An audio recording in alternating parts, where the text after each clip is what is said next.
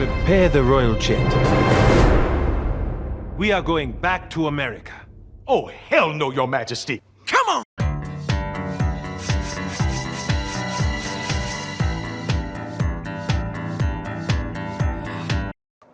Hey folks, I know this one's a little late, but just had to talk about what it was like to go back to Wakanda. Ebonia? Zemunda, after 30 years. Let's see Coming to America one more time. It has been 33 years coming, but finally we are going back to Zemunda with Eddie Murphy and Arsenio Hall in Coming to America. 3 decades after Prince Akeem traveled to Queens to find his Princess Lisa McDowell, we find him with 3 beautiful and capable daughters. But according to Zemunda tradition, Akeem has no viable heir because only the oldest male can rule. But as it turns out, unbeknownst to Akeem, he does have a male heir back in Queens, and upon learning about his existence, decides to travel to America again to retrieve him so that he can potentially unite Zemunda with their neighbor land Nextdoria, currently ruled by General Izzy. Hence, the plot for Coming to America 2. This movie is definitely a mixed bag. If Coming to America 2 works at all, it's because of nostalgia. It is very reverent to the first movie. The humor is very similar, though not quite as edgy. Director Craig Brewer does a very good job of capturing the tone of the first film, no doubt with help from his producer, Eddie Murphy.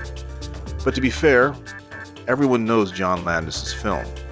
But Brewer's film, thankfully, is more than just nostalgia and Easter eggs. That said, most of the old cast is back, like of course Eddie Murphy, Arsenio Hall, Eddie Murphy, Arsenio Hall, Eddie Murphy, Arsenio Hall, you get the idea. Also, James Earl Jones as the ailing, then late King Jaffe Jaffa. Sherry Headley as Lisa, who has not aged a day. John Amos, Louis Anderson, Paul Bates, Vanessa Bell Calloway, Garcelle Beauvais, and Clint Smith. They're joined by Jermaine Fowler as Lavelle Johnson, Akeem's bastard son, who is often referenced as such, Leslie Jones as his mom Mary, Tracy Morgan as his uncle Reem, Wesley Snipes as General Izzy, and Nomzamo Mbatha as Lavelle's barber and eventual love interest Mirembe.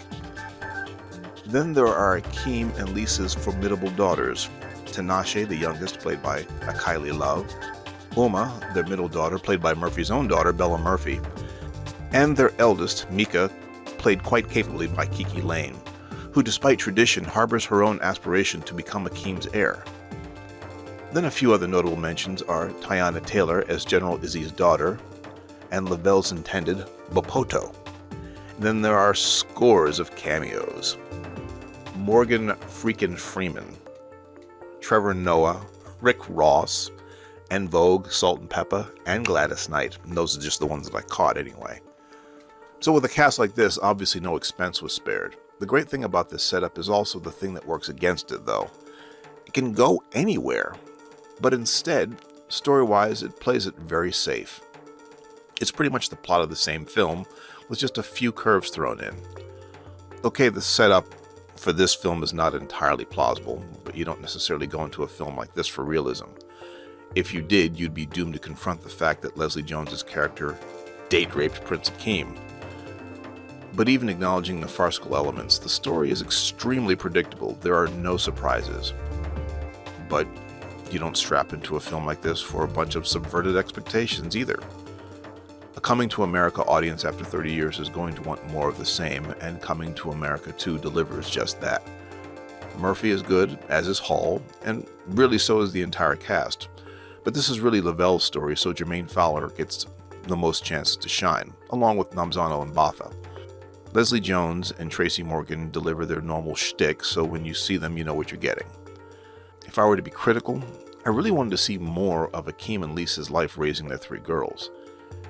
Sherry Headley pretty much owns every scene she's in, and I enjoyed her character much more this time than 30 years ago. I wish she could have gotten more screen time. With this being Amazon, a single season limited series set in Zemunda is not out of the question.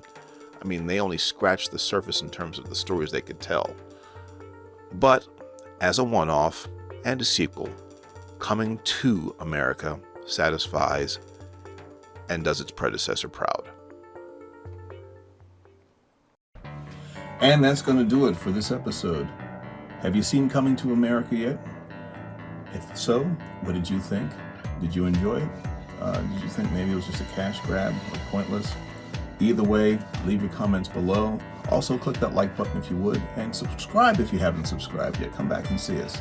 We'll be back with the Justice League Snyder Cut review shortly. Meanwhile, you guys, be good to yourselves, be good to each other. Peace, and we're out. God bless.